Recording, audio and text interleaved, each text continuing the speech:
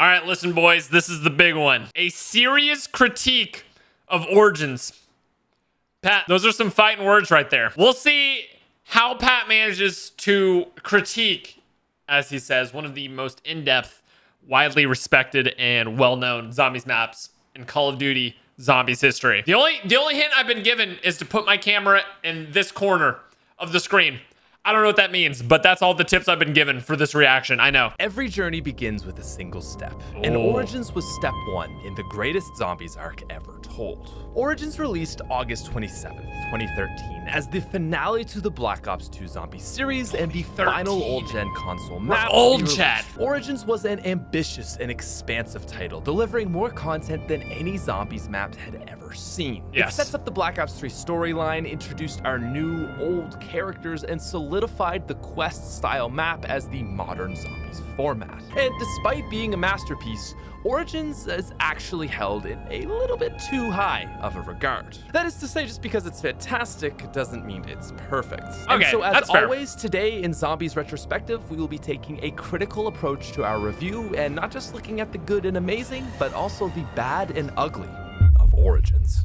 Dude, first of all, great intro, Pat. Second of all, I'm so curious. I'm so curious what his legit critiques are for this map. I have no clue what he's managed to pick out. I'm wondering, and I'm gonna call him out on this. I'm gonna call you out on this, Pat, if it's nitpicky or it's serious legit critiques that it's just like, hey, I haven't played Origins in a while. Maybe this is an actual real thing.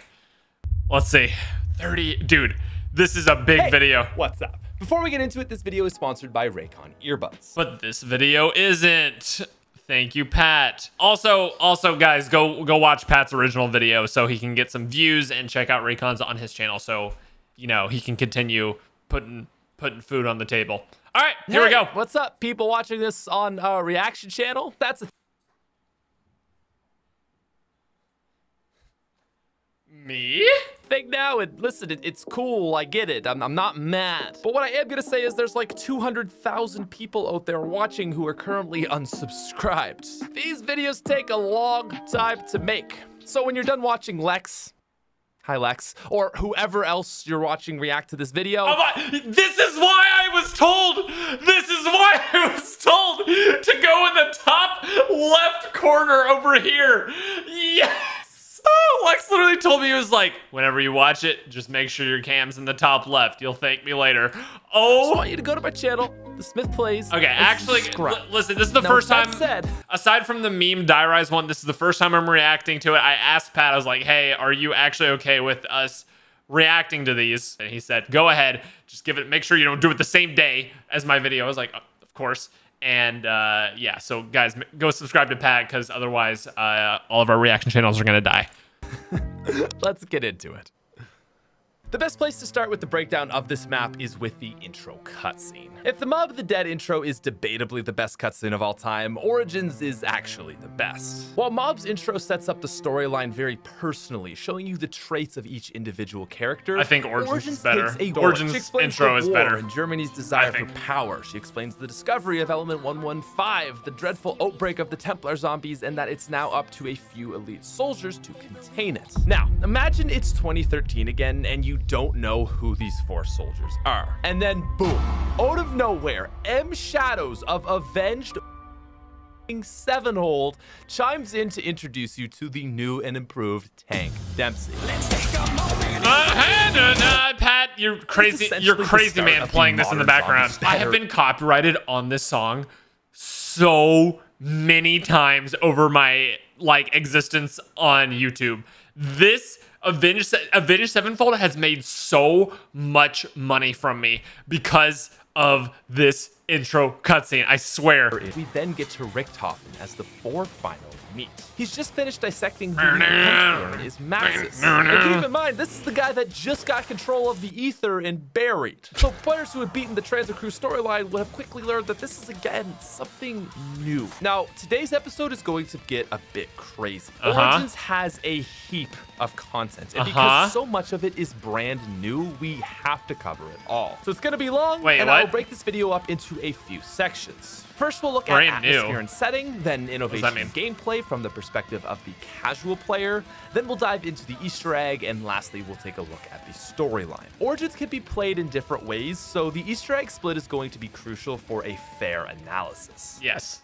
One of the coolest things about Origins is that the intro ends with the robot stomping down on the lab, and then the gameplay begins in that exact same moment. Your characters in the robot are where they were exactly 3 seconds ago. This helps flow from cutscene to gameplay, and is the first of many small details that help with immersion. I'm gonna go ahead and preemptively say something here. This is one of my critiques, but I think one of the critiques that Pats is gonna bring up is the amount of RNG in the Easter egg setup. Like, if you're doing a speed run, the amount of RNG restarting the game doing this exact moment 12 times in a row is not innovative gameplay. It is so tedious, dude. The early round quotes help to further set the stage with the storyline, but many people claim that it's a little bit too in your face for a casual game. That's because no matter how you choose to play, you are forced to listen to the quest. And this is something that I think might actually hurt the map a bit. Mob retrospective, we looked at how gameplay and storyline are— Dang, dude, his Mob of the Dead retrospective got 1.7 million views. It's crazy how in 2020, Mob of the Dead, a map even older than Origins in 2013, can get that many views. You can choose not to pick up a single staff part, and this makes the map more free than Mob.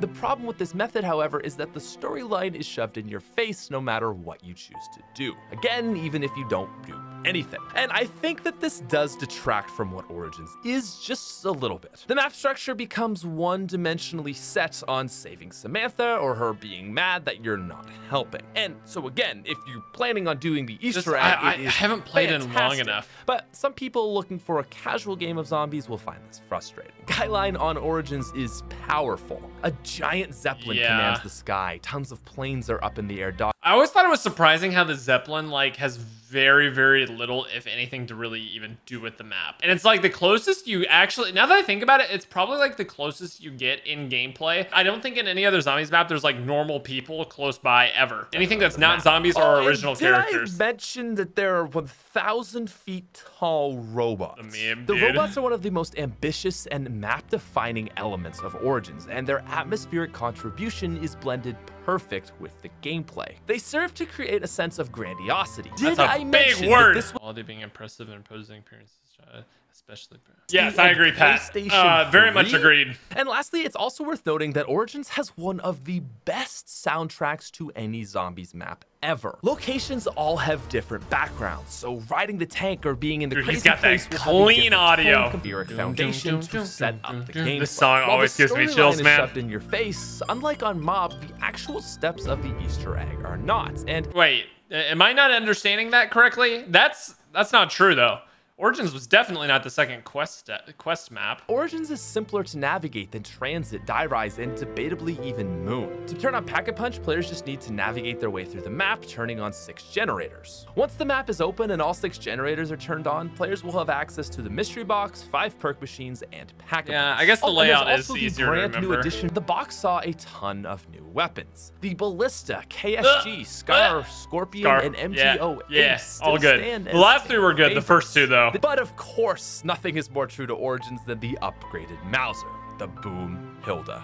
The Boom Hilda is one of the only times zombies has steered away from an explosive starting pistol. And I mean, come on, it's a fan favorite for good reason. It's so Origins fun. doesn't. If there is one great strength of Treyarch that they have managed to deliver on in every single game, it's wonder weapons. And the staffs on Origins are Treyarch's crowning achievement. I hope he touches on that more in like the actual details of it, because Origins, more than any other map, can be one that can be min-maxed. And what I mean by that is that if you want to play Origins and just go about it and just like get some good weapons, hang out for a few rounds, get your points up, get a Boom Hilda, get a staff maybe, and then kind of slowly work your way through the Easter egg, you can do that. Or you can literally min-max your routes, the paths you take from thing to thing. Obviously, minus the RNG, you can maximize so much in this map. You can pre-turn all the knobs for lightning. There is so much you can do. in this map to make it, like he said, scaled to how you want to play. And that is one of my favorite things about it. It's hard to remember, but it's not necessary to remember. And that's the problem I have between this map and something like Dead of the Night. Dead of the Night, hard to remember. It's also necessary. Like, it's hard to remember every single spawn point for the 22 different spawn points that they have in that map. For a new player, building a single staff will likely take some tutorials, but shouldn't be too hard. As long as the player is capable of defeating the Panzer, the fire staff is quite attainable. All that's left is to turn on generator 6, grab the disc in the same area, shoot down the plane to get the third staff piece. From there, you need to open the mound, take the gramophone to the spawn tunnel, travel to the crazy place, pick up the firestone, head back through the portal, locate the mound disc, place the gramophone again, and head all the way down to the staff's crafting spot. That's a good edit. Oh, okay, well, maybe it's not that easy. What I'm getting at is building most of the staffs doesn't require skill, but rather knowledge, and that's what actually makes it accessible to new players. Players could try to fill soul chests. Since robots reset them and they usually take more than one round of zombies to fill, there is a great tension to this step, especially as the player is forced to train in a tight, mud-filled area. Completing all 4 then gives you the upgrade. Many of butts were clenched doing something like this. And there's also 3 other smaller challenges which can give you a max ammo, free pack-a-punch gun, or double tap. Also, let's not forget dig sites. First of all, dig sites on their own are a fantastic, fun addition to the map. But digging up 30 items with the regular shovel will unlock the player a golden There's shovel, so much side quests. What we just fired through in like 4 paragraphs would normally be enough to fill almost an entire retrospective. And we're not even close to being done. And so even for a casual player, there is a lot to do on this map. The vessel for Maxis, the opening of the... Oh my god, okay, I've played this map way too much. What I'm getting at is that Origins allows itself to Pat's really good at Origins too. Many different levels of complexity. And in terms of gameplay, I think this is why it's often regarded above Mob. It's a great debate.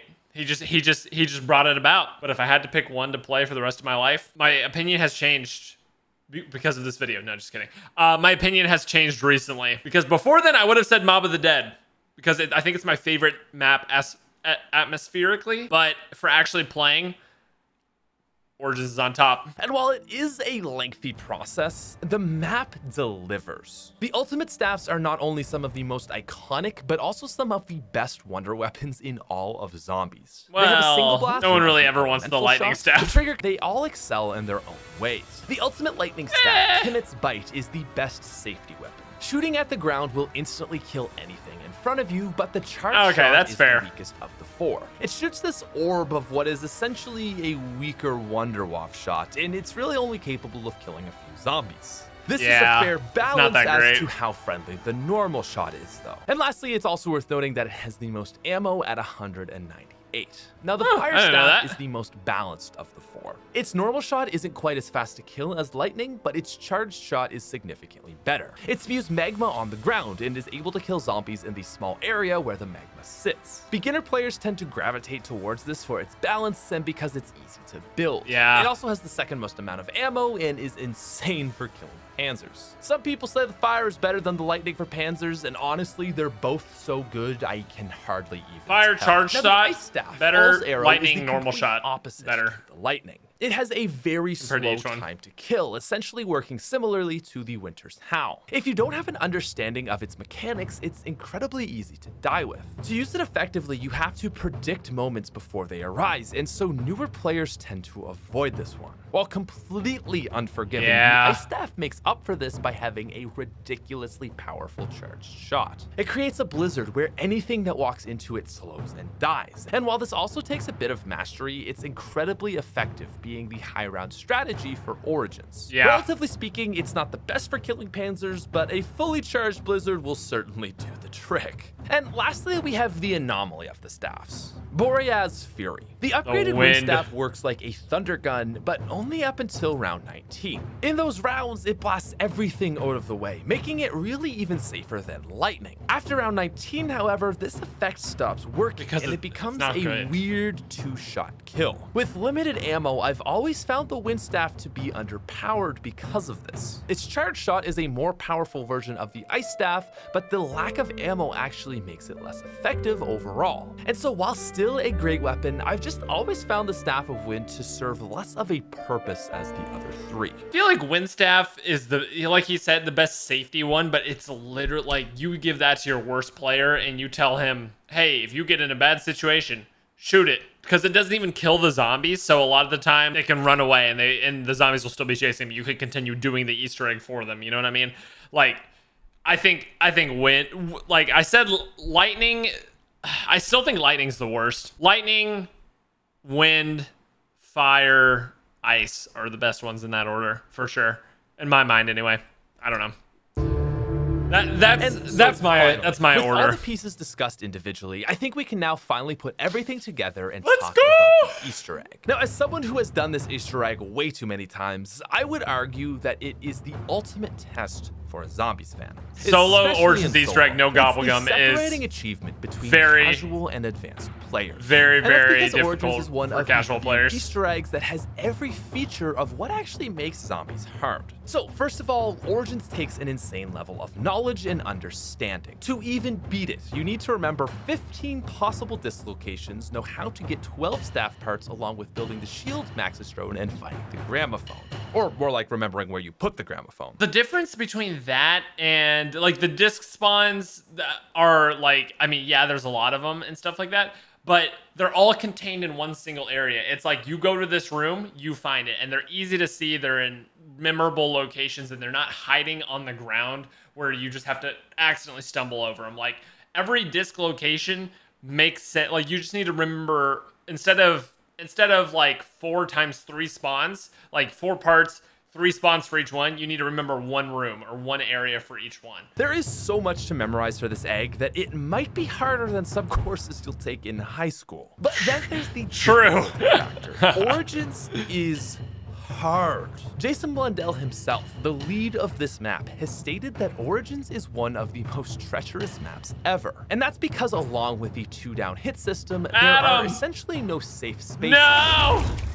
The entire main chamber is tight with Poor ridiculous spawn. You've also got the Panzer, and while it may be easy with an upgraded staff, still strikes fear into the hearts of most players on round 8. Yeah, Plus, most of the time you're not set up for it. Step on you. Origins is Unless an you're, like, intense map, and really losing on it. focus for even a moment will often result in a down or game over. So in order to beat the Easter egg, not only do you need the knowledge, but you also need to stay sharp, or all your hard work will be for nothing. But the thing that makes this Easter egg even cooler is that it requires improvisation. See, a lot of modern Easter eggs are actually really linear. That means you can't beat step number 2 until you complete the first step. Origins does not care, however. You can do any staff, the soul chests, or G-strikes in any order. Love that about it. Especially Dude, he's touching on one of my favorite parts about Origins. Everything's like, boom, you need this, you need this, you need this, you need this.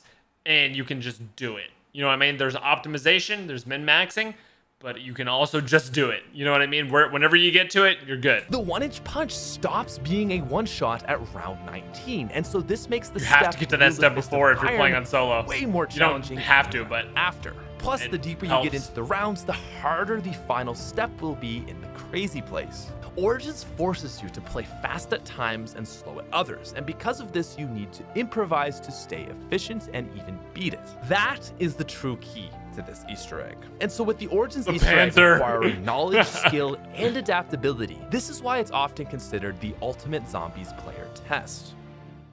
So, is that it? Origins is a 10 out of 10, and we can now move on to Black Ops 3. Oh no. The Shadows of Here we Eden. go.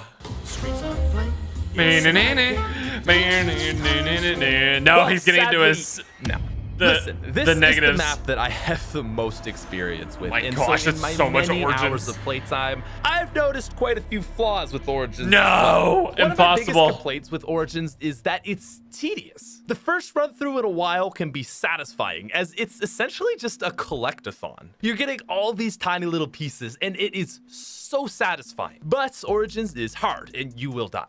So with this in mind, I find it You will die. infuriating to have to reset on this map. And while this is more so a Yeah. solo complaints, it can be frustrating no matter Yeah, what. it is Especially lot because on solo. once you're done upgrading the staffs, the rest of the Easter egg is pretty straightforward. It's challenging, I suppose, but compared to that one giant first step, it just feels a little underwhelming. He's right that Origin solo is very tedious, but really, for me, the only time I'm playing Origins solo is, number one, if I haven't done it in a while and I want to do the Origins Easter egg solo because it is an achievement. It's a crowning achievement in zombies. Or your other reason is you're going for the speed run, which aside from the RNG, I feel like is even more so obviously a test of your skill and your memorization and your plotting, your planning and everything. But the amount that you play Origins solely depends on whether you're doing one of those two things. And for that reason, I think solo Origins shouldn't be tedious. Now, the co-op side of things has its own problems, however. While in solo, it's already mind-bendingly annoying to keep track of the gramophone, this becomes an absolute nightmare as soon as you have to rely on anyone else. So just as a reminder, upon getting the corresponding disc, the gramophone must be laid at a respective tunnel to access the crazy place and its crystal. The portal collapses, however, whenever you enter or the gramophone is lifted. And so if a player has left it down somewhere else, you literally can't travel through This is any fair. other This is portal. fair. And Very easy for a random player in your game or someone who's not very good at zombies to ruin your playthrough of Origins by being bad. This I agree with 100%. So that once you open a portal, it's there for good on each side. This would at the very least save players a lot of time. Map layout. Origins is incredibly large, and one of the side effects of this is that traversing the map is time consuming. Oh, wait. We're talking about size of the map. How many Is Lex getting NDUs? excited for the Noct reveal? I bet he is. How many NDUs? Hi, Lex. Weighing in at 25 Noct Durantotens, Origins is one of the biggest maps we've ever seen. 25? 25 times the size. Durantotens, Origins is one of the biggest maps we've ever seen, just behind Moon. And while technically Origins has 25 mobility NDUs. as highlighted, Crazy. there's nothing that actually helps to consistently save you time. Origins has no shortcuts. Like, there's the tank, which I don't know if I can even pretend like the game devs thought that this would be a useful piece of transportation. I mean, I can not. outrun it, the zombies can outrun it, so riding it is pretty pointless, and really it only serves to get you the lightning staff parts. And using the portals to save time only works if you're going from spawn to Gen 6 or vice versa. Moving any other way will be less efficient because of the time you spend going up and down each tunnel waiting on portals and navigating the crazy It's place. risky Now, too. Do you guys think that the gramophone should have been something where you can lay it down in a location? Once you lay it down, it opens that portal for good. I wouldn't hate that. I wouldn't With hate all that. that in mind, you're left to run. Run everywhere. This is especially bad as the mud slows you down. Now, running the map with stamina up can still be annoying, but without it, you may as well just let Freya go ahead and off you. So overall, I really feel like there just wasn't enough thought that went into map flow. Coming from the same guy who hates Die Rise that has secret jumps. To point out our Templar zombies. I think this is the single biggest complaint of Origins, but really it's just more part of a larger problem of poor layout. Because defeating Templar zombies is not difficult. It's necessary, as you can't pack a punch or beat the Easter egg without all the generators on, but it's not hard. What's hard is being at Gen 1, seeing that they are at 6, and needing to run across the entire map to it's stop. more. That's more Not so an only do you need annoyance. to traverse this distance, but you'll likely need to turn on a generator. I feel like again. if Wonder While I Spheres were admire the invented at experimentation Origins, with this type of mini boss, I think that Mob did it better. Brutus spawns on you and locks things down, so you actually have the Brutus is chance so to annoying, stop though. him. But Templars spawn far away, and that's their biggest flaw. But I also don't think these problems are any worse than any of the other greats. Running around Mob for fuel canisters is just as annoying. Gorad's Pack-a-Punch requires a full dragon ride every time, and while breathtaking, it can get repetitive. I agree with the Mob of the Dead one. Gerard Crovey, I don't mind the Pack-a-Punch at all. I really don't mind the Pack-a-Punch at all. Especially because there's other stuff you can do there. Nah, I don't mind that trend Even with the system. Wonder Spheres on Drak, I find myself needing to do an absurd amount of running. So the bigger takeaway Drak? here is that it's No, obvious that map flow- Patrice, like Wonder Spheres, like are useful for a lot of reasons, but Drak is not too big. I promise you, it's not too big.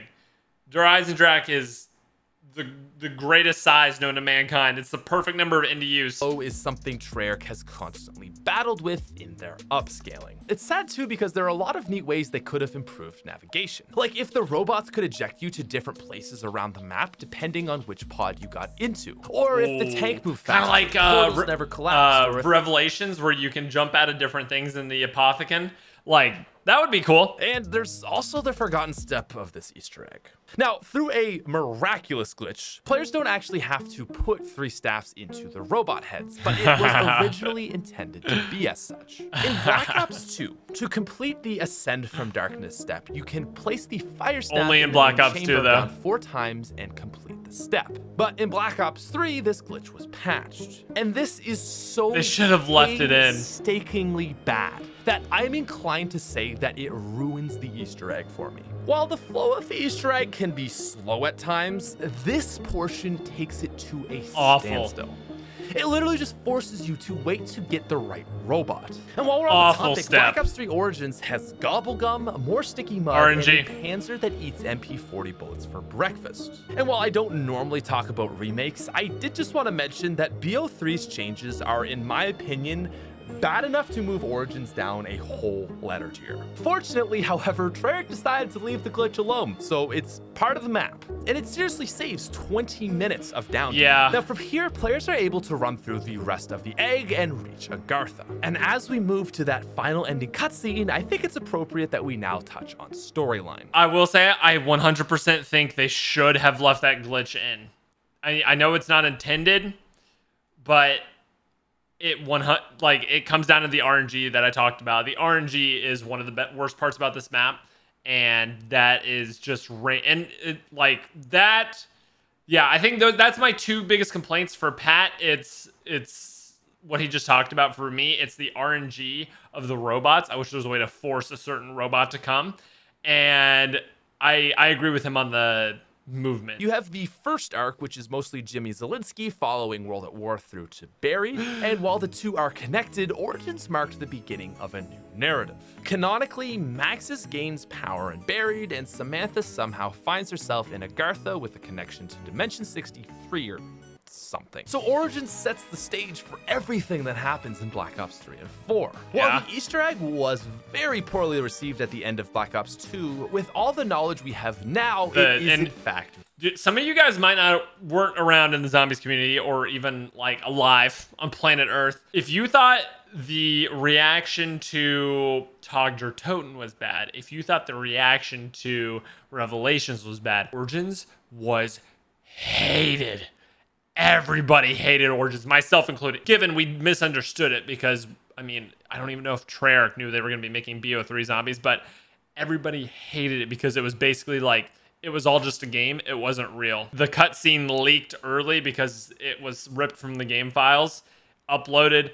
I remember working on the Easter egg when I got a tweet saying, hey, here's the ending cutscene, and I didn't look at it because I didn't want to be spoiled, but when I looked at it afterward and when everyone's video started going up, the comments were unbelievable, man. Roasting it. Neat. But I think as a lasting contribution, little commentary for you guys. The single best part of Origins is actually the introduction of our Premise 4. The Dempsey, Nikolai, Richthofen, and Takeo of Black Ops 1 were fun, but overdone. It's classic over-the-top zombies humor, but the series was evolving and becoming more serious. Origins shows us the best versions of our original anti-heroes. They're nuanced, logical, and practical people. They share thoughts and insecurities, but are very clearly those who we remember. And above all, Richthofen's character change would go on to be the most compelling. His arc is essentially him trying to undo the deeds of his horrible BO1 self. I always find it so neat to hear him talk about the disgust he has for that being. Origins is one of the most influential maps Such a good shot. All time. It solidified zombies' transition into a large-scale quest-styled experience. It gave us a truly deep Easter egg that integrated some of the most iconic wonder weapons in the entire franchise. It set the stage for the greatest portion of zombies' history by introducing us to the 4 main characters of the Black Ops 3 arc.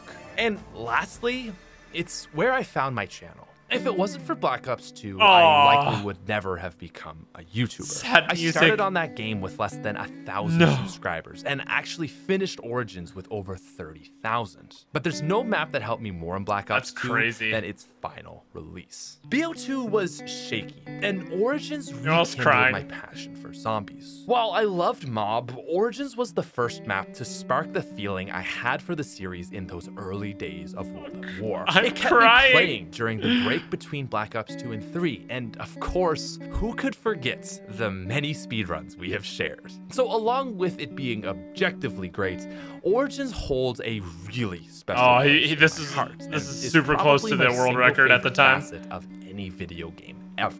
And on a larger scale, Origins is the final piece in the puzzle as to what makes Black Ops 2 Zombies so powerful. Transit is the hilarious mess. Town is the casual survival, while Nuketown is the hardcore version. Die Rise is the easy high round map, and Buried is the easy quest map. Also, I would say that pre-patch, Buried was the easiest high round map because literally all you had to do was sit in a corner and tap R2 for a couple hours, and you got to round whatever round you wanted to get to. Mob of the Dead is the movie-like cinematic masterpiece, and Origins completes the series with the endless depth in gameplay. BO2 And had so the best it goes maps. without saying then that Black Ops 3 wouldn't be complete without Origins. But so clearly is it that Origins and Mob are the two best of this game, and they're also the two maps which most influenced the modern era of zombies. Next, Dude, I'm when so I play excited. Mob, I'm so excited for the Zombies retrospective when we get to BO3, and I'm ultra excited for the BO2 Zombies retrospective when we hit the BO4 maps. I'm so excited to see Pat's first reactions to playing these. So, with that said, my final rating for Origins is a 9.7 out of 10. Double S tier. I haven't seen this before, so this is all of BO2. F tier. F tier is Die Rise. D tier is Transit. Oh, I didn't realize this is all of the maps. So double S tier, Origins, Mob of the Dead. We got Durice. We got Buried. Okay, I agree with this so far. Moon. I would have put Shangri-La down lower. I would have put Shangri-La in B or C tier. Call of the Dead, I would have put in B or C tier as well. I would have put Kino higher. I would have put Nuketown higher. But other than that, everything else looks pretty good so far. And I would have put Transit higher. I would have put Transit higher. And I would have put a Die Rise higher. Like I would shift Die Rise to B and Transit to C. Give it up, everybody, for Patrice. That was a great video. Really well done. That was I think that was his longest retrospective yet. A serious critique of Origins. He wasn't too hard on it. He couldn't be too hard on his favorite map of all time. He may say he can't pick one over the other, but I guarantee you that's his favorite one of all time. So Pat, next time you call out the reaction channels, I want to get called out because before I was only reacting to the meme one. The Smith plays, and then it's me. And then it's my video right there. Anyway, yeah, go subscribe to Pat. We love Pat.